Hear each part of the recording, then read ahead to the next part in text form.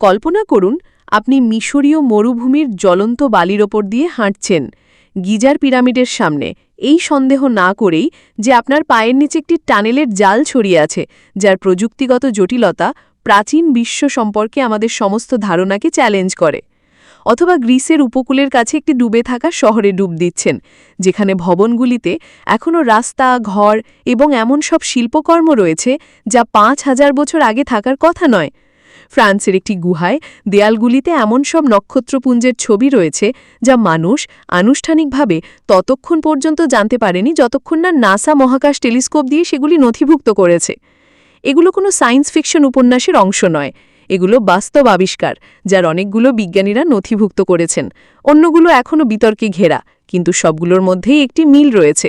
এগুলো আমাদের আনুষ্ঠানিক ইতিহাসকে গভীরভাবে প্রশ্নবিদ্ধ করে। আজ আমরা এই রহস্যগুলোর গভীরে যাত্রা করব।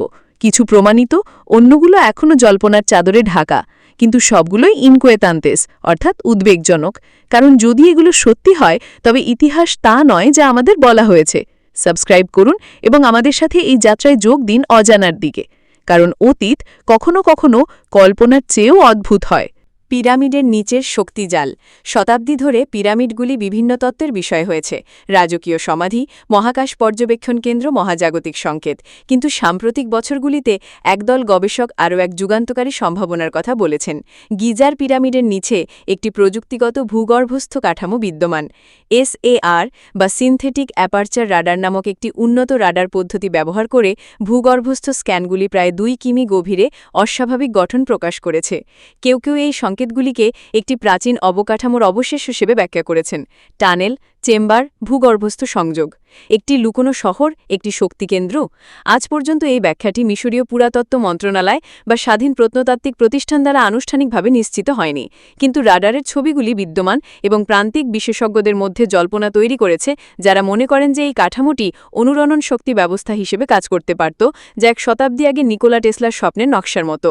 এমনকি এমন লোকও আছেন যারা ভূগর্ভস্থ দেয়ালে হায়ারোগ্লিফিক প্রতীক দেখেছেন, যা নক্ষত্রপুঞ্জ এবং এমনকি স্যাটেলাইট বা মহাকাশ ক্যাপসুলের মতো বস্তুর প্রতিনিধিত্ব করে।